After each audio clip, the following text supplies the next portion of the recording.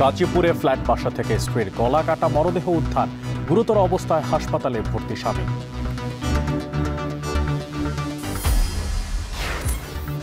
8 December সাকসু নির্বাচন চেয়ে মধ্যরাতে ভিসিকে অবরুদ্ধ করে বিক্ষোভ, পুনর্বিবেচনায় সিন্ডিকেট সভা আজ।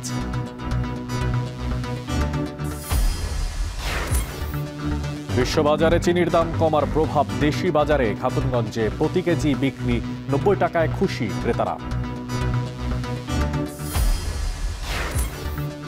নাগরিক সুবিধা নিশ্চিতে গঠিত হচ্ছে সাভার আশুলিয়া সিটি কর্পোরেশন, বাস্তবায়নে কাঠামোগত চ্যালেঞ্জের শঙ্কা। এবং জলবায়ু পরিবর্তনের প্রভাবে বগুড়ায় খাল বিলে পানি সংকট, প্রবাহ বাড়ানোর তাগিদ, বিলুপ্তির পথে ছোট ছোট মাছ।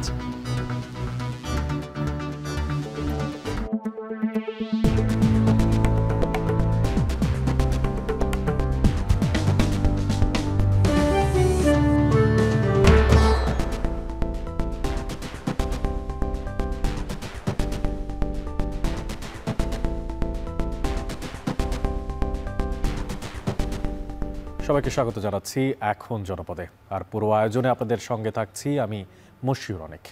গাজীপুরের একটি ফ্ল্যাট থেকে এক নারীর মরদেহ উদ্ধার করেছে পুলিশ। এই সময় মুমূর্ষু অবস্থায় নিহতের স্বামীকেও উদ্ধার করা হয়। সকালে কোনাবাড়ির একতা ভিলা নামে একটি ভবনের 5ম তলার একটি ফ্ল্যাট থেকে স্বামী স্ত্রীর গলা কাটা নিথর দেহ পড়ে থাকতে দেখে পুলিশকে খবর দেন প্রতিবেশীরা। পরে ঘটনাস্থলে যায় পুলিশ। নিহত নারীর নাম রহিমা ও তার স্বামীর নাম ইমরান। তারা ময়মনসিংহের হালুয়াঘাট থানার আমতৈল গ্রামের বাসিন্দা। কাজের সুবাদে বসবাস করছিলেন গাজীপুরে। তাদের 16 বছর বয়সে একটি কন্যা সন্তান রয়েছে। নিহতের মেয়ের বরাত দিয়ে পুলিশ জানায়, স্ত্রীকে গলা কেটে হত্যার পর স্বামী নিজেই নিজের গলা কেটে আত্মহত্যার চেষ্টা চালায়। রহস্য উদ্ঘাটনে কাজ করছে পুলিশ। এরই মধ্যে স্ত্রীর মরদেহ ময়নাতদন্তের জন্য শহীদ তাজউদ্দিন আহমেদ মেডিকেল কলেজ হাসপাতালের মর্গে পাঠানো হয়েছে।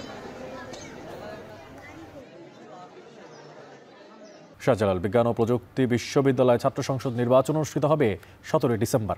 বিশ্ববিদ্যালয় প্রশাসনের এই তারিখ ঘোষণার সাথে সাথে শিক্ষার্থীদের একটি অংশ নির্বাচন এগিয়ে নেওয়ার দাবিতে প্রশাসনিক ভবনে অবস্থান নিয়ে বিক্ষোভ করে এবং অবরুদ্ধ করে রাখা হয় উপাচার্য সহ নির্বাচন কমিশনের সদস্যদেরও। গত রাত 9টায় শাহজালাল বিজ্ঞান ও প্রযুক্তি বিশ্ববিদ্যালয়ের উপাচার্য কার্যালয়ে ছাত্র সংসদ নির্বাচন নিয়ে সংবাদ সম্মেলন করে বিশ্ববিদ্যালয় প্রশাসন। আর এ সময় বিশ্ববিদ্যালয়ের উপাচার্য অধ্যাপক ডক্টর AM সারওয়ারউদ্দিন চৌধুরী বলেন, বিশ্ববিদ্যালয়ের সকল পক্ষের সাথে আলোচনা করে এই তারিখ নির্ধারণ করা হয়। এর প্রতিবাদে সাবেক বৈষম্য বিরোধী ছাত্র আন্দোলন, ইসলামী ছাত্র আন্দোলন, ছাত্র মজলিস ও ছাত্র শিবির একাত্মতা ঘোষণা করে উপাচার্য সহ প্রশাসনিকের দায়িত্বে থাকা শিক্ষকদের অবরুদ্ধ করে নির্বাচন 8 ডিসেম্বরে এগিয়ে আনার দাবি তোলে। দাবি পূরণ না হলে কঠোর কর্মসূচির ঘোষণাও দেন তারা। ঘোষণা করেছে এমনটাই কিন্তু তারা বলেছেন। এবং এখানকার যে সংগঠনগুলো আছে, গতকাল বিসি ওবিসি সহ সবাই আমাদেরকে প্রতিশ্রুতি দিয়েছিল যে 9 অথবা 10 তারিখের মধ্যে নির্বাচন হবে। তারপরে আমরা সংবাদ মাধ্যমে বলাতে দেখেছি তারা যেখানে সাংবাদিকদের সাথে ফেস ব্রিফিং করার কথা, সেখানে তারা মিটিং করছে ছাত্র দলের সাথে। বিশ্ববিদ্যালয়ের ছাত্র শিবিরের পক্ষ থেকে প্রথম থেকেই সাকসু নিয়ে সোচ্চার ছিলাম আমরা, এবং ছাত্র শিবিরের পক্ষ থেকে আমরা বলছি এই প্রহসনের তারিখ আমরা মেনে নিব না। আমরা চাচ্ছি নির্বাচন 10 তারিখের আগেই হবে এবং দিতে হবে, এটাই হচ্ছে আমাদের দাবি। এ বিষয়ে বিস্তারিত জানার জন্য সিলেট শাহজালাল বিজ্ঞান ও প্রযুক্তি বিশ্ববিদ্যালয় থেকে এই মুহূর্তে আমাদের সাথে যুক্ত আছেন সত্যিপদ শুভ।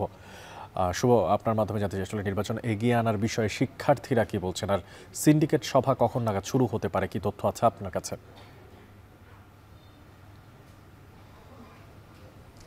অনেক দেখুন, দীর্ঘ 28 বছর পর কিন্তু শাহজালাল বিজ্ঞান ও প্রযুক্তি বিশ্ববিদ্যালয়ের যে ছাত্র সংসদ নির্বাচন, সেই নির্বাচনটি অনুষ্ঠানের তারিখ ঘোষণা করেছে গতকাল রাত 9টায় একটি সংবাদ সম্মেলন হয়। সেখানে কিন্তু বিশ্ববিদ্যালয়ের উপাচার্য ডক্টর AM সারওয়ারউদ্দিন আহমদ কিন্তু জানিয়েছেন যে 17 ডিসেম্বর সেই নির্বাচনটি অনুষ্ঠিত হবে। এবং এর আগে এই নির্বাচন অনুষ্ঠানের দাবিতে কিন্তু বেশ কয়েক দফা আমরা দেখেছি উত্তাল ছিল সাবিপ্রবি। বিশেষ করে আমি যদি যদি বলি বৃহস্পতিবার রাত থেকে কিন্তু সেই আন্দোলনটি শুরু হয়। তারা বলছেন যে সুস্পষ্ট একটি তারিখ ঘোষণা করতে হবে এবং অবরুদ্ধ করে রাখেন ভিসি সহ প্রশাসনিক কর্মকর্তাদের, এবং তারা কিন্তু ভিসির বাসভবনে পর্যন্ত অবস্থান নেন। এবং আমরা গতকাল রাতেও একই চিত্র দেখেছি। গতকাল সন্ধ্যায় তারিখ ঘোষণার কথা ছিল, এটি বিলম্ব হওয়ায় তারা কিন্তু আবারও অনেকটাই বিক্ষুব্ধ হয়ে যান এবং শিক্ষার্থীদের একাংশ কিন্তু আবারও তারা অবরুদ্ধ করে রাখেন।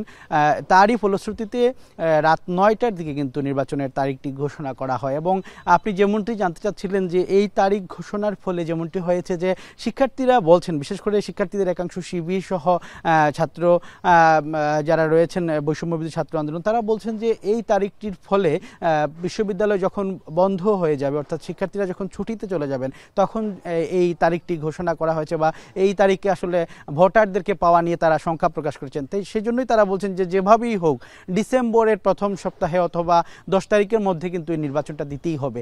আর এইখানে প্রশাসনের সাথে কথা বলে যেটি জানা গেছে, তারা বলছেন যে তারা ছুটির যে তারিখটি ছিল অর্থাৎ 19 নভেম্বর, সেটি তারা পিছিয়ে দেবেন আরও 1 সপ্তাহ, যার ফলশ্রুতিতে এই নির্বাচনটি তারা বলছেন যে যৌক্তিক তারিখই হবে। এবং তারপরেও তারা পুনর্বিবেচনার জন্য আজকে কিন্তু একটি আলোচনা হবে আমরা যতটুকু জেনেছি। এখানে প্রশাসনের বিশ্ববিদ্যালয় কর্তৃপক্ষ কিন্তু তারা এই তারিখটি ঘোষণার জন্য তারা কথাবার্তা চালাবেন এবং তারা চেষ্টা করবেন যেটি এগিয়ে আনার জন্য, এমনটি আমরা একটা সংকেত পেয়েছি। তবে যেমনটি বলা হচ্ছে যে 28 বছর পরে একটি নির্বাচনের জন্য অনেক প্রস্তুতির প্রয়োজন রয়েছে বিশ্ববিদ্যালয়ের, সেজন্যই কিন্তু তারা এই বিলম্বটি তারা করছেন বলে আমাদেরকে প্রশাসন জানিয়েছে। তো এই ছিল আসলে শাকসু নির্বাচনের সর্বশেষ তথ্য। শাহজালাল বিজ্ঞান ও প্রযুক্তি বিশ্ববিদ্যালয়ের যে ছাত্র সংসদ নির্বাচন, সেই নির্বাচনকে কেন্দ্র করে যেই উদ্বেগ, তা নিয়ে সবশেষ খোঁজখবর রাখছিলেন সহকর্মী সন্দীপন শুভ। এবার অন্যান্য প্রসঙ্গ। আধুনিক নগরায়নের ধারাকে আরও সুসংগঠিত আর সেবামুখী করতে গঠন করা হচ্ছে সাভার আশুলিয়া সিটি কর্পোরেশন। আর সরকারের এই সিদ্ধান্তে উন্নত নাগরিক সুবিধা, প্রশাসনিক কার্যক্রমে গতি আসবে বলে আশা করছেন স্থানীয়রা। তবে বাস্তবায়নে দেখা দিতে পারে কিছু কাঠামোগত চ্যালেঞ্জও। বিস্তারিত তথ্যপত্র জানাচ্ছে হুমায়ুন কবিরের প্রতিবেদনে। শিল্পনগরী হিসেবেই পরিচিত সাভার ও আশুলিয়া, তবে অনিয়ন্ত্রিত নগরায়ন, পরিকল্পনাহীনভাবে গড়ে ওঠা শিল্প কারখানা, শিক্ষা প্রতিষ্ঠান ও আবাসিক এলাকা এই অঞ্চলকে ধীরে ধীরে পরিণত করেছে নানা নাগরিক সমস্যার কেন্দ্রে। সীমিত সম্পদ ও জনবল নিয়ে সাভার পৌরসভা ও আশপাশের ইউনিয়ন পরিষদগুলো এতদিন এই বিপুল জনসংখ্যার নাগরিক চাহিদা পূরণে হিমশিম অবস্থা। তবে সিটি কর্পোরেশন বাস্তবায়নের পর সেবা কতটা সম্প্রসারিত হবে তা নিয়ে নাগরিকদের মধ্যে এখনো রয়েছে মিশ্র প্রতিক্রিয়া। আমাদের এখানে নিম্ন মধ্যবিত্ত লোকের সংখ্যাই বেশি, তবে আমরা এখানে বর্তমান যে পজিশন আছে আমরা এই পজিশনেই থাকতে চাই। সিটি কর্পোরেশনের উদ্যোগটা অনেক ভালো হয়েছে, তবে এখানে মধ্যবিত্ত এবং নিম্নবিত্ত মানুষের ক্ষেত্রে কর আদায়ের ব্যাপারটা একটু কঠিন হয়ে দাঁড়াবে। আয়কর এবং ট্যাক্স নিম্ন মধ্যবিত্ত যারা দিতে পারে সেটার সরকার নজর রাখে। জীবনযাত্রার মান বাড়লেও খরচ, আনুষঙ্গিক খরচ বেড়ে যাবে। এদিকে সাভারকে সিটি কর্পোরেশনে উন্নীত করার সিদ্ধান্তে উচ্ছ্বাস জানিয়েছে সচেতন মহল ও জনপ্রতিনিধিরা। তাদের মতে সিটি কর্পোরেশন গঠিত হলে নাগরিক সুবিধা ও সেবার মান বাড়বে, তবে তাদের আশঙ্কা উন্নত সেবার সঙ্গে সঙ্গে নাগরিক ব্যয়ও বাড়বে। আমার প্রস্তাব থাকবে যাতে সাভার সিটি কর্পোরেশন হলে অবশ্যই যেন নাগরিক সুবিধার কথা চিন্তা করে সমস্ত কার্যক্রম যেন একসাথে শুরু করা যায়। সাভার সিটি কর্পোরেশন হলে এলাকার জনগণের জীবনযাত্রার মান বাড়বে, বাজেট বাড়বে, এলাকার রাস্তাঘাটের উন্নয়ন হবে, ড্রেনেজ ব্যবস্থা ভালো হবে। সরকার যে সাভার সিটি কর্পোরেশনের যে করার যে সিদ্ধান্ত নিয়েছে, আমার কাছে মনে হচ্ছে যে এটা সময় উপযোগী সঠিক সিদ্ধান্ত। সিটি কর্পোরেশনের মধ্য দিয়ে আমরা আমাদের চাওয়া পাওয়া গ্রিন সিটি, ক্লিন সিটি হিসাবে এই সিটি কর্পোরেশন অর্থাৎ সাভার আশুলিয়া স্থান হবে। এদিকে নতুন সিটি কর্পোরেশন গঠনের মাধ্যমে পরিকল্পিত নগরায়ন নিশ্চিত করা গেলেও বিভিন্ন কারণে এই মুহূর্তে সাভার উপজেলাকে সিটি কর্পোরেশনে অন্তর্ভুক্ত করা অযৌক্তিক বলছেন নগর পরিকল্পনাবিদরা। সাভার পৌরসভা বিগত প্রায় 3 দশকের অধিক সময় যাবৎ তার যে কাজের পারফরমেন্স বা যে ধরনের ফলাফল, সেটা বিবেচনায় হাতে নিলে এই মুহূর্তে সিটি কর্পোরেশন হিসেবে তাকে উন্নীত করাটা খুব বেশি যুক্তিযুক্ত বা খুব বেশি সুচিন্তিত পদক্ষেপ হিসেবে আমার কাছে মনে হচ্ছে না। অপরিকল্পিত নগরায়নের চাপ মোকাবেলায় সাভার সিটি কর্পোরেশন গঠনকে অনেকেই সময়োপযোগী হিসেবে দেখছেন। তবে এই উদ্যোগকে সফল করতে হলে প্রশাসনিক প্রস্তুতি, সুনির্দিষ্ট পরিকল্পনা এবং কার্যকর সমন্বয়ের ঘাটতি দূর করাই হবে এখন সবচেয়ে বড় চ্যালেঞ্জ। হুমায়ুন কবির, এখন সাভার। সুনামগঞ্জ পৌর শহরে তীব্র যানজটে সকাল থেকে রাত পর্যন্ত প্রতিদিন চরম দুর্ভোগের শিকার হচ্ছেন লক্ষাধিক মানুষ। প্রতিনিয়ত অটোরিকশা, ইজি বাইকগুলো বিশৃঙ্খলভাবে চলাচল করায় যানজটের সৃষ্টি হচ্ছে। আর তীব্র যানজটের কবলে অতিষ্ঠ হয়ে পড়েছেন শহরবাসী। লিপসন আহমেদ জানাচ্ছেন বাকিটা। তীব্র যানজটে অসহনীয় সুনামগঞ্জ শহর। প্রতিটি পয়েন্টে সকাল থেকে রাত পর্যন্ত এমন যানজট, পথচারী ও জনজীবনে এ নিয়ে নিত্য ভোগান্তি। মূলত জেলার 3 চাকার বাহনে অতিষ্ঠ হয়ে উঠেছে শহরবাসীর জনজীবন। এসব অবৈধ বাহনের নেই ফিটনেসের অনুমতি, না আছে চালকের ড্রাইভিং লাইসেন্স। ঝুঁকি নিয়ে গাড়ি চালানোর পাশাপাশি সড়কে যেখানে সেখানে গাড়ি পার্কিং করায় সৃষ্টি হচ্ছে যানজট। এতে সড়কে বাড়ছে দুর্ঘটনা ও ভোগান্তি।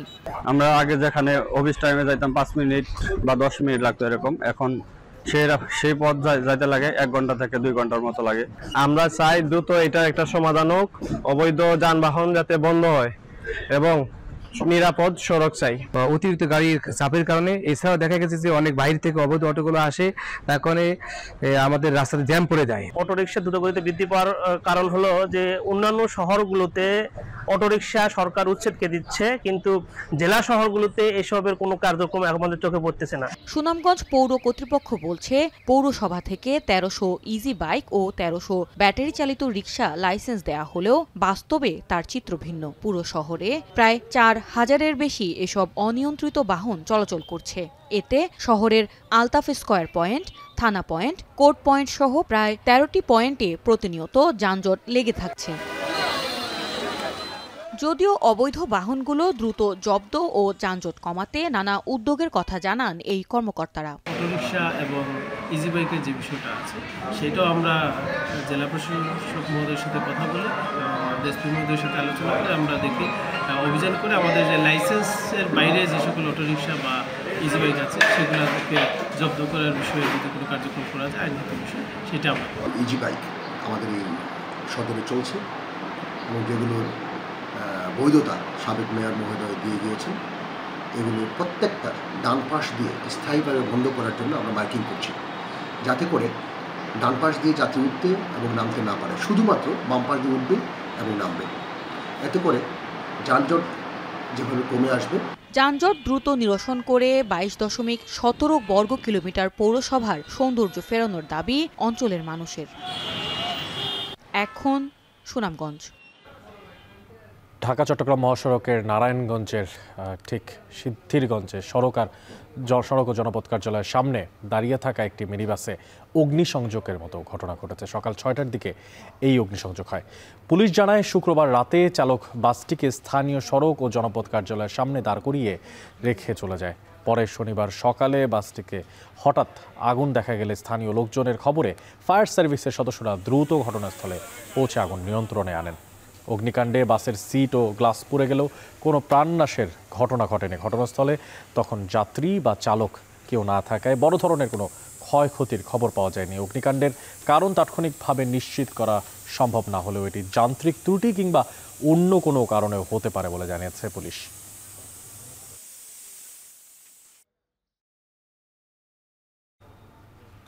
বিশ্ববাজারে চিনির দাম কমার প্রভাব পড়েছে দেশের বাজারেও, আর এতে খুশি সাধারণ ক্রেতারা। এই বিষয়ে জানাতে খাতুনগঞ্জ থেকে যুক্ত হচ্ছেন শোয়েব রহমান। শোয়েব, পাইকারি আর খুচরা বাজারে চিনি কত দামে বিক্রি হচ্ছে, কি তথ্য আছে আপনার কাছে সবশেষ?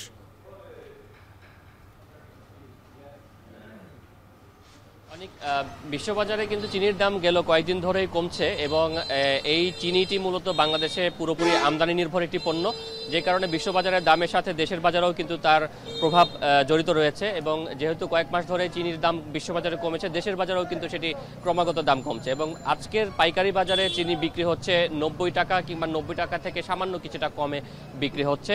এবং বিক্রেতারা বলছেন যে পর্যাপ্ত সরবরাহ রয়েছে, অর্থাৎ যেই পরিমাণ চাহিদা তার চেয়েও বেশি সরবরাহ রয়েছে, যেই কারণে কিন্তু দাম আরও কিছুটা কমেছে বলে তারা দাবি করছেন। এবং বিশ্ববাজারে কিন্তু আজকের যদি বাজার দর বলি সেক্ষেত্রে চিনি প্রতি টন 412 থেকে 417 ডলারে বিক্রি হচ্ছে এবং খাতুনগঞ্জে কিন্তু সেটি এসে বিক্রি হচ্ছে 89 টাকা 50 পয়সা থেকে 90 টাকা দরে, আর খুচরায় গিয়ে সেটি বিক্রি হচ্ছে স্থানভেদে 95 থেকে 97 টাকা কেজি দরে। এবং ব্যবসায়ীরা বলছেন যে খাতুনগঞ্জের বাজারে একটা সময় এস আলম গ্রুপের চিনির একচেটি আধিপত্য ছিল, কিন্তু এখন সেখানে একটি প্রতিযোগিতামূলক বাজার তৈরি হয়েছে এবং তারা বলছেন যে সরকারের নানামুখী উদ্যোগের কারণে কিন্তু যে কেউ চাইলেই চিনি আমদানি করতে পারছেন এবং ডলারের যে একটি সংকট ছিল সেটিও কিন্তু এখন নেই, সহজেই তারা এলসি খুলতে পারছেন এবং সেই সাথে তারা চিনি আমদানি করতে পারছেন। দেশের বাজারে মূলত ব্রাজিল থেকে চিনি আসে এবং সেখানে কিন্তু প্রায় 2 বিলিয়ন টন চিনি বাড়তি উৎপাদন হয়েছে এবং সেখানেও কিন্তু ধারাবাহিকভাবে দাম কমছে। এর পাশাপাশি বিশ্ববাজারে চিনি রপ্তানির জন্য ভারত সরকারের পক্ষ থেকেও কিন্তু অনুমতি দেওয়া রয়েছে, অর্থাৎ ভারতও কিন্তু বিশ্ববাজারে চিনি রপ্তানি করছে, যে কারণে কিন্তু সরবরাহ বিশ্ববাজারে বেড়ে গিয়েছে, যেটির প্রভাব পড়েছে মূলত দামে এবং এই কারণে দেশের বাজারেও কিন্তু সেটির আসলে দাম বাড়ছে। এবং ব্যবসায়ীরা বলছেন যে সামনে রোজা আসতে এখনও যেহেতু প্রায় 2 মাসের মতো বাকি সময় রয়েছে এবং সেই সময়টাতে চিনি চাহিদা কিছুটা বাড়ে। এর আগে আরও অনেক চিনি আমদানির জন্য পাইপলাইনে রয়েছে এবং সেই চিনি যখন বাজারে চলে আসবে তখন কিন্তু দেশের বাজারের দাম আরও কিছুটা কমার সম্ভাবনা রয়েছে বলে তারা বলছেন এবং তারা মনে করছেন যে সামনের দিনগুলোতে হয়তো বা চিনির দাম আরও 2 থেকে 5 টাকা পর্যন্ত প্রতি কেজিতে কমে আসতে পারে। এবং খুচরায় আমরা দেখেছি যে স্থানভেদে অর্থাৎ নগর এলাকায় যেহেতু খাতুনগঞ্জ থেকে পরিবহন খরচ কিছুটা কম থাকে সেখানে 92 থেকে 93, আর উপজেলা পর্যায়ে গিয়ে সেটি কিন্তু 95 থেকে 97 টাকা কেজি দরে বিক্রি হচ্ছে। অনেক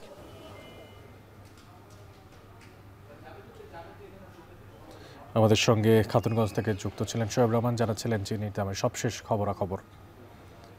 জলবায়ু পরিবর্তনের প্রভাবে বগুড়ায় নদী নালা খাল বিলে দেখা দিয়েছে চরম পানির সংকট, আর এতে বিলুপ্তির পথে বিভিন্ন প্রজাতির সুস্বাদু ছোট ছোট মাছ। সংকট কাটাতে জলাশয়ে পানির প্রবাহ ফেরানোর তাগিদ দিচ্ছে পরিবেশবিদরা। বিস্তারিত রাজীব সেলিমের প্রতিবেদনে। বগুড়ার ছোট নদীগুলোতে আর নৌকা চলে না, জল নেই, মাছ নেই, প্রায় মৃত এই নদীগুলোতে বর্ষায় সামান্য প্রাণ ফিরলেও পরবর্তীতে জল সংকটে হারায় অস্তিত্ব। একই অবস্থা খালবিলগুলোরও, সময়ের আগেই তলানিতে ঠেকে জল। মাছ ধরার এমন দৃশ্য দেখার কথা ফাল্গুন চৈত্র মাসে, অথচ 3 মাস আগেই পানি শুকিয়েছে। পরিবেশের এই বিরূপ প্রভাবে খালবিলে কমেছে মাছ, বিলুপ্ত হচ্ছে ছোট মাছের নানা প্রজাতি। বাতাসি, পেয়ালি, ভেদা এমন ছোট মাছগুলো এখন আর ওঠে না শিকারির জালে। হাট বাজারেও কমেছে ছোট মাছের সরবরাহ, দামও বাড়ছে অনিয়ন্ত্রিতভাবে।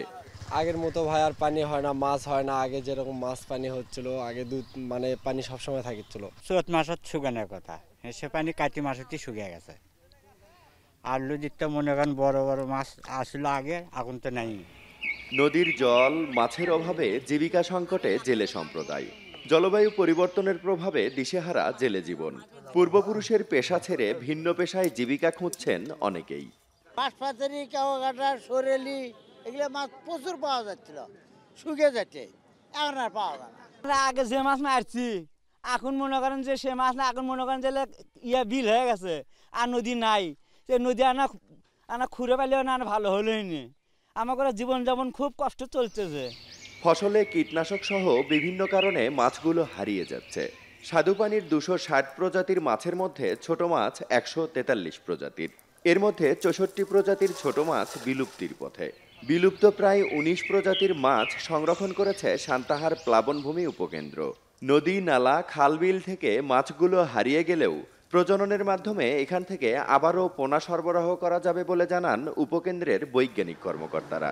আমাদের গবেষণা প্রতিষ্ঠানে এখানে জিন পুল সংরক্ষণ করা হয়েছে, যে যদি কোনো সময় আমরা একেবারে ওই মাছটা হারিয়ে গেছে তখন আমরা গবেষণা করে আর্টিফিশিয়াল ব্রিডিংয়ের মাধ্যমে সেই মাছটা আবার পোনা উৎপাদন করে আমরা প্রকৃতিতে ছেড়ে দিব। প্রাকৃতিকভাবে মাছ সংরক্ষণ এবং ছোট মাছের চাহিদা পূরণে অবশ্যই নদী, নালা, খালবিলে পর্যাপ্ত পানি দরকার। থাকতে হবে প্রজননযোগ্য পরিবেশও। মানুষের সৃষ্টি করা প্রতিবন্ধকতাকে জল সংকটের কারণ বলছেন এই পরিবেশবিদ। আমাদের উজানে কিছু বাঁধ দেওয়া আছে, ঠিক আছে, বহুল আলোচিত আমাদের ফারাক্কা বাঁধ আছে, বা তিস্তায় টিপাইমুখ বাঁধের একটা প্রকল্পের কথা বলা আছে, এবং অসংখ্য বাঁধ আছে আমাদের উজানের আমাদের নদীগুলোতে। এই বাঁধগুলো থাকার কারণে এবং সাথে কিছু কৃষি সেচ প্রকল্প আছে। এই সেচ প্রকল্প এবং বাঁধগুলোর কারণে হচ্ছে আমাদের এখানে আসার মতো যে পানিগুলো সেগুলো আগেই প্রত্যাহার হয়ে যাচ্ছে, সেগুলো আসতেছে না। উজানের দখল দূষণে ছোট নদীগুলো এখন মরা খাল, আর খাল বিল পরিণত হয়েছে ফসলি জমিতে। মাছের প্রজননের সময় নদীতে আর পর্যাপ্ত জল থাকে না, তাই একের পর এক বিলুপ্ত হয়ে যাচ্ছে দেশীয় প্রজাতির মাছগুলো। সুস্বাদু এই মাছ সংরক্ষণে সচেতন হতে হবে সবার, বাঁচাতে হবে আমাদের ছোট নদীগুলো। রাজীব সেলিম, এখন বগুড়া। দেশের সবচেয়ে মজবুত আরএফএল ল্যাডার, যা 6061 গ্রেড অ্যালুমিনিয়ামে তৈরি। শক্তিশালী এমএস ক্রসবার নিশ্চিত করে সর্বোচ্চ নিরাপত্তা। RFL ladder. বিদ্যালয়ে উপস্থিতির হার বৃদ্ধি, শিক্ষার্থীদের মনোযোগ ধরে রাখা এবং পুষ্টি উন্নয়ন উত্তরের জেলা নাটোরে আজ থেকে শুরু হচ্ছে স্কুল ফিডিং কার্যক্রম। আর এই বিষয়ে বিস্তারিত জানাতে নাটোরের গুরুদাসপুর থেকে আমাদের সঙ্গে যুক্ত আছেন মাহবুব হোসেন। মাহবুব, এই যে কার্যক্রম শুরু হয়েছে এই বিষয়ে শিক্ষার্থীদের আসলে প্রতিক্রিয়া কি? তাদের তো স্কুলে রাখার একটা চেষ্টা করা হচ্ছে, কি জানতে পেরেছেন এখন পর্যন্ত? অনেক 2002 সালের পরে কিন্তু স্কুল ফিডিং যে কার্যক্রম সেটি কিন্তু বন্ধ ছিল। এই বছরের কিন্তু 2024-25-এ এসে এটি স্কুল ফিডিং এর প্রথম যে কার্যক্রম সারা দেশে সেটি কিন্তু কিছুক্ষণ আগেই উদ্বোধন করেছেন প্রাথমিক ও গণশিক্ষা যে উপদেষ্টা রয়েছেন ডক্টর বিধান চন্দ্র রায় পোদ্দার। তিনি এই স্কুল ফিডিং এর যে কার্যক্রম সেটি উদ্বোধন করেছেন কিছুক্ষণ আগে, এবং যারা মন্ত্রণালয়ের দায়িত্বপ্রাপ্ত ছিলেন তারা কিন্তু এখানে উপস্থিত ছিলেন। এবং আমরা এই মুহূর্তে যুক্ত রয়েছি নাটোরের গুরুদাসপুরের একটি প্রত্যন্ত এলাকা থেকে কিন্তু এই স্কুল ফিডিং যে কার্যক্রম সেটি কিন্তু চালু হয়েছে। এই তিনটি উদ্দেশ্য নিয়ে কিন্তু এই কার্যক্রম, সেটি হচ্ছে যে শিক্ষার্থীরা যেন অপুষ্টিতে না ভোগে, বিদ্যালয়ে শতভাগ উপস্থিতির যে হার সেটি নিশ্চিত করার জন্য কিন্তু এই ধরনের কার্যক্রম বলে আমাদেরকে জানিয়েছেন।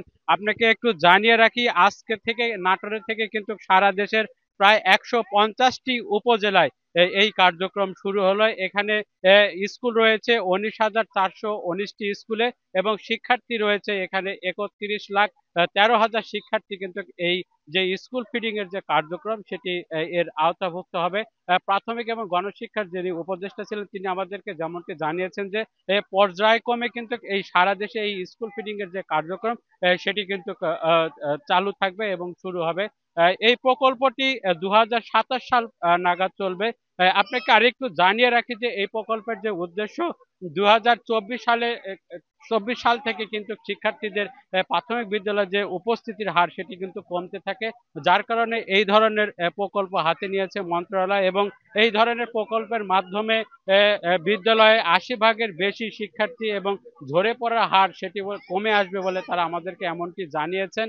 এবং প্রতিটি বিদ্যালয়ে যে 5 দিন কার্যক্রম রয়েছে সেই কার্যক্রমের 5 দিনে তারা ডিম, রুটি, কলা, ইউএসটি দুধ, যে পুষ্টি সমৃদ্ধ দুধ রয়েছে তারা কিন্তু সেইগুলো পাবেন বলে আমাদেরকে জানিয়েছেন। এবং আজ থেকে কিন্তু এই সারা দেশের এই 150টি উপজেলায় এই কার্যক্রম কিন্তু শুরু হলো। অনেক নাটোর থেকে যুক্ত ছিলেন মাহবুব হোসেন। পদ্মা সেতু হয়ে শিবচর মাদারীপুর সড়কের 4টি সেতুর নির্মাণ কাজ থমকে আছে।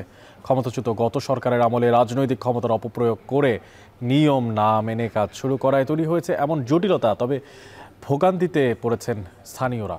এলজিইডি ভূমি অধিগ্রহণ জটিলতার দায় জেলা প্রশাসনের উপরে চাপালো জেলা প্রশাসন বলছে ভিন্ন কথা।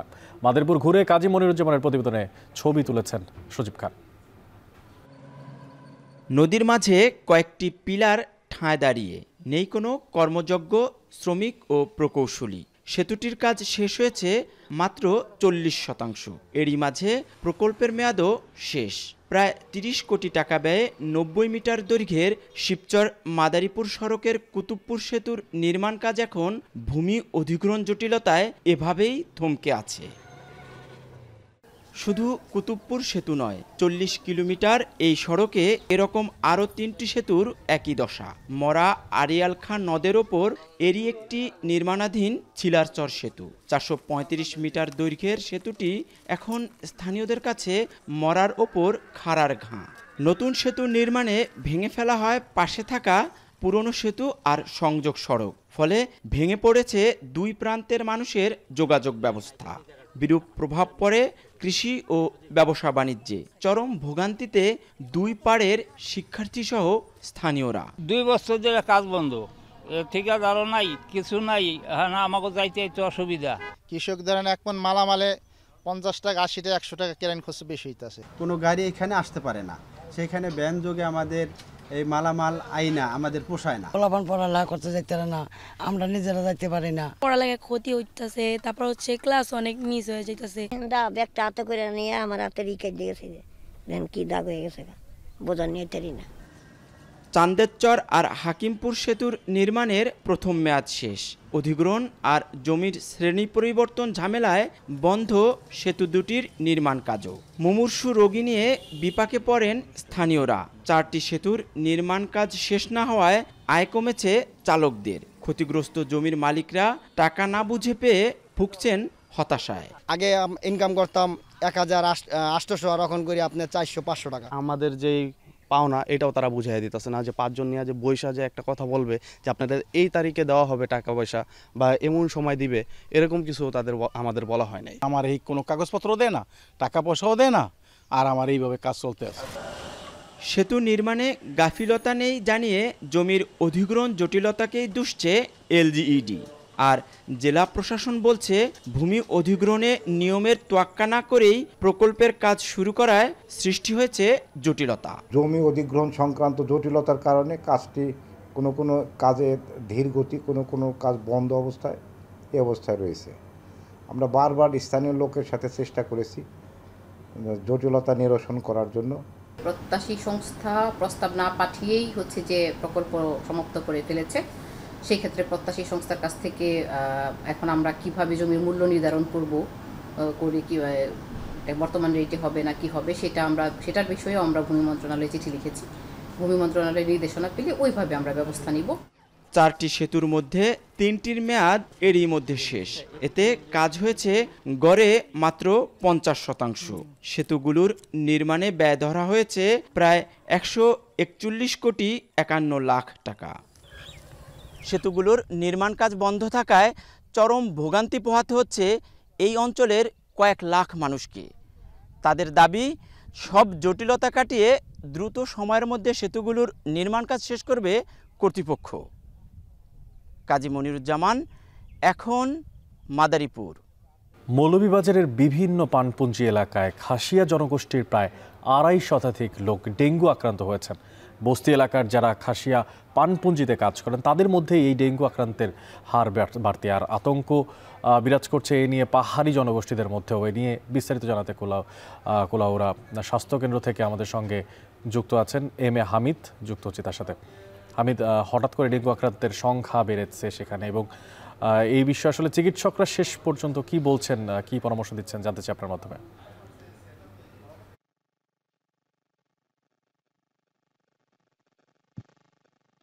গত 1 মাস থেকে কিন্তু মৌলভীবাজারের বিভিন্ন পানপুঞ্জিতে, বিশেষ করে কুলাউড়া এলাকার প্রায় 30টি পানপুঞ্জি রয়েছে, সেই পানপুঞ্জিগুলোতে ব্যাপক আকারে ডেঙ্গু দেখা দিয়েছে এবং ডেঙ্গু দেখা দেওয়ার কারণে তারা কিন্তু চিকিৎসা নিতে হিমশিম খাচ্ছেন। তারা বলছেন যে বিভিন্ন জায়গায় তারা প্রথমে মনে করেছিলেন সাধারণ জ্বর, এবং সেটা নিয়ে তারা কিন্তু লোকালি তারা ঔষধ খাচ্ছিলেন। তার পরবর্তীতে যখন সেটা বেড়ে যায় তখন তারা চিকিৎসকের পরামর্শ নেন এবং সেখানে গিয়ে টেস্ট করার পরে ধরা পড়ে ডেঙ্গু। এ পর্যন্ত আমি এই মুহূর্তে দাঁড়িয়ে আছি খ্রিস্টান মিশনারি স্বাস্থ্য কমপ্লেক্সে। এখানেই আজকে ভর্তি আছেন 37 জন। এখনো প্রতিনিয়তই কিন্তু রোগীরা আসছেন। প্রতিদিন কিন্তু 50 থেকে 60 জন রোগী ডেঙ্গু টেস্ট করাচ্ছেন এবং তাদের মধ্যে প্রায় অর্ধেকেরই ডেঙ্গু পজিটিভ আসছে। এবং এ পর্যন্ত আমি কথা বলেছিলাম ডাক্তার ডেভিড পাহানের সাথে।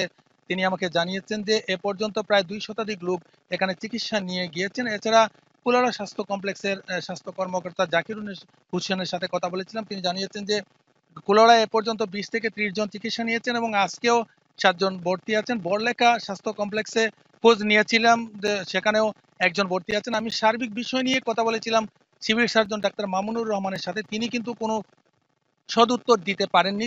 তার কাছে কোনো এ ধরনের কোনো নমুনা তার কাছে নেই বা তিনি জানেন না বলে আমাকে জানিয়েছেন। কিন্তু ব্যাপক আকারে এই রোগ দেখা দেওয়ার কারণে কিন্তু ইতিমধ্যে লুতিজুড়ি এবং কুকুজুড়ি পানপুঞ্জিতে 2 জন লোক মারা গিয়েছেন। এই বিষয়টি আমাকে নিশ্চিত করেছেন কর্মদা ইউনিয়নের ইউপি সদস্য সিলভেস্টার পাঠান।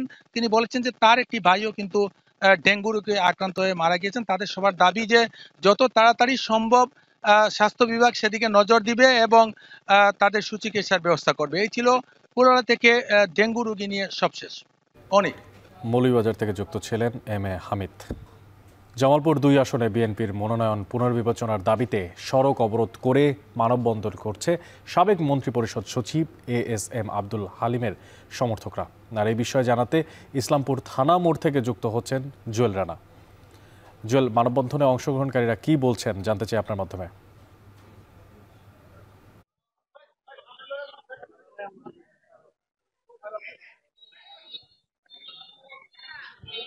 অনেক জামালপুর সংসদীয় ইসলামপুর আসন 2 এই আসনেই বর্তমান উপজেলা বিএনপির সভাপতি এবং সাবেক এমপি এম সুলতান মাহমুদ বাবুকে প্রাথমিকভাবে দলীয় মনোনয়ন দেওয়া হয়েছে। সেই মনোনয়ন বাতিলের দাবিতে আজকে সাবেক মন্ত্রিপরিষদ সচিব এবং প্রধানমন্ত্রী বেগম খালেদা জিয়ার রাজনৈতিক উপদেষ্টা এএসএম আব্দুল হালিম তার মনোনয়নটি বাতিলের দাবিতে তার সমর্থকরা আজকে ইসলামপুরের এই থানা মোড়ে রাস্তা অবরোধ করে বিক্ষোভ কর্মসূচি পালন করছে। কি বিষয়ে বলা ছিল, আমরা সকাল থেকে এই ইসলামপুর থানা মোড়ে অবস্থান করছি। আমরা এএসএম আব্দুল হালিম যে রয়েছে তার কর্মী সমর্থকদের সাথে কথা বলছি। তারা বলছে যে ইসলামপুরে যে চর এবং নদী ভাঙ্গন বেষ্টিত এলাকা রয়েছে সেই এলাকায় দীর্ঘদিন ধরে এএসএম আব্দুল হালিম কাজ করে যাচ্ছে। পাশাপাশি বলা ছিল আব্দুল হালিম বেশ সাবেক উপজেলা বিএনপির সভাপতি হিসেবেও দীর্ঘদিন দায়িত্ব পালন করছে। তাদের কথা হচ্ছে যেহেতু বিএনপি থেকে প্রাথমিক পর্যায়ে যে দলীয় মনোনয়ন দেওয়া হচ্ছে সেটি পূর্ণ বিবেচনা করে পুনরায় এএসএম আব্দুল হালিমকে মনোনয়ন দেওয়ার দাবিতে আজকে তারা এই ইসলামপুর থানা মোড়ে একেবারে 0 পয়েন্টে শান্তিপূর্ণ অবস্থা নিয়ে তারা কিন্তু আজকে রাস্তা অবরোধ করে বিক্ষোভ কর্মসূচি পালন করছে। পাশাপাশি দলীয় হাইকমান্ড রয়েছে তাদের দৃষ্টি আকর্ষণ করে তারা মূলত বক্তব্য রাখছে, অর্থাৎ বলছে যে পুনরায় বিবেচনা করে পুনরায় মূল্যায়ন করে এএসএম আব্দুল হালিমকে দলীয় মনোনয়ন দেওয়ার দাবি তারা করেছে। আরেকটি বিষয় বলা চলে, আমরা সকাল থেকে এখানে দেখেছি নেতাকর্মীদের সাথে কথা বলেছি, তারা যেটি বলছে যারা ত্যাগী ছিল তাদেরকেই এই দলীয় মনোনয়ন দেওয়ার দাবি জানিয়েছে। এই ছিল আমার কাছে দলীয় মনোনয়ন মানববন্ধন সবশেষ তথ্য। অনেক আমাদের সঙ্গে যুক্ত ছিলেন সহকর্মী জুয়েল রানা। যশোরে কৃষিতে ঘটেছে সাফল্যের নতুন গল্প। একই জমিতে চাষ হচ্ছে 6টি ফসল, আর এতে কৃষকের মুখে হাসি ফোটার পাশাপাশি খুলেছে কৃষি সম্ভাবনার নতুন দ্বার। কৃষি বিভাগ বলছে কৃষকদের নানা পরামর্শের পাশাপাশি চাষ পদ্ধতি ছড়িয়ে দিতে কাজ করছেন তারা। এনামুল হকের ছবিতে রিপন হোসেনের প্রতিবেদন দেখবেন বিস্তারিত। বাঁশের মাচার উপর ঝুলে আছে মেটে আলুর কচি ডগা, এর সঙ্গে জড়িয়ে আছে শিম, পুঁই শাক আর মিষ্টি কুমড়া। নিচের মাটিতে হলুদ আর মরিচ গাছ। দূর থেকে দেখলে গোটা মাঠ যেন সবুজের মেলা। কৃষিতে এমন বৈচিত্র্যের দেখা মেলে যশোরের বাঘারপাড়ার উপজেলার নারকেলবাড়িয়ায়।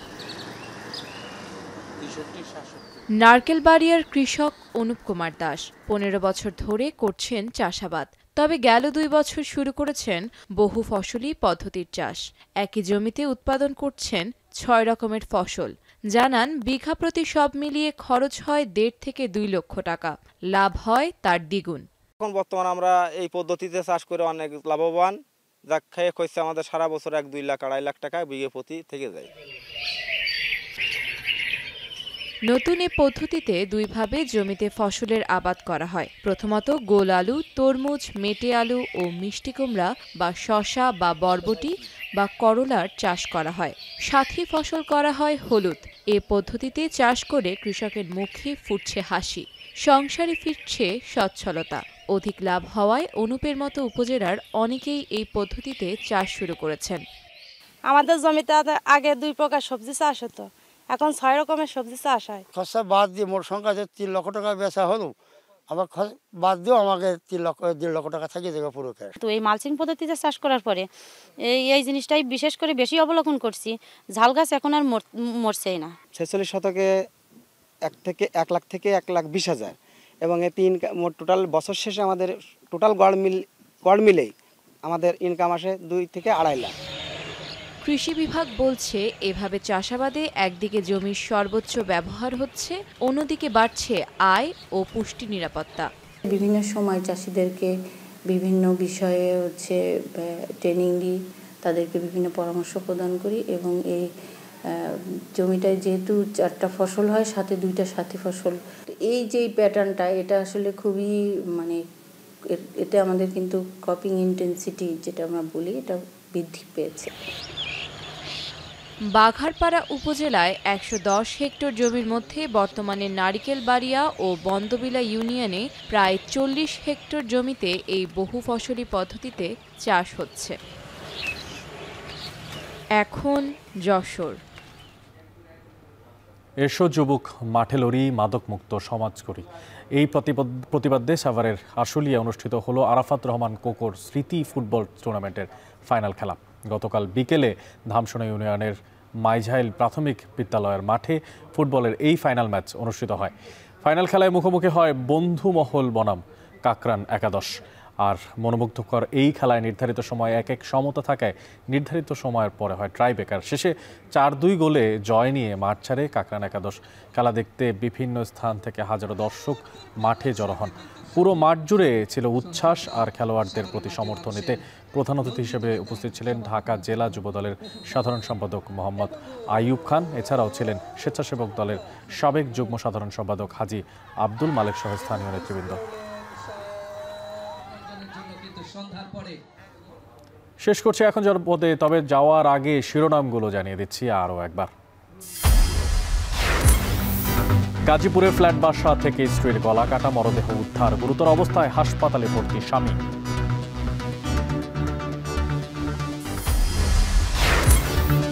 8 ডিসেম্বর সাকসু নির্বাচন চেয়ে মধ্যরাতে ভিসিকে অবরুদ্ধ করে বিক্ষোভ, পুনর্বিবেচনায় সিন্ডিকেট সভা আজ।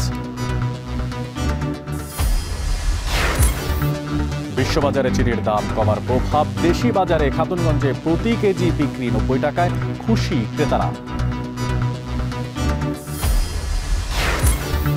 নাগরিক সুবিধা নিশ্চিতে গঠিত হচ্ছে সাভার আশুলিয়া সিটি কর্পোরেশন, বাস্তবায়নে কাঠামোগত চ্যালেঞ্জের শঙ্কা।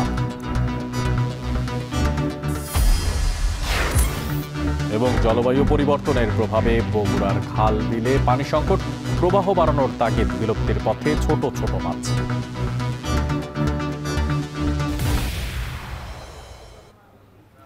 এই ছিল এখন জনপদের আয়োজন। এখন টেলিভিশন ওয়েবসাইটে দেখতে ভিজিট করুন www.এখন.tv। এছাড়া এখন টেলিভিশন ফেসবুকে দেখতে ভিজিট করুন facebook.com/tv.এখন এবং ইউটিউবে এখন টেলিভিশন দেখতে ভিজিট করুন youtube.com/c/এখন tv।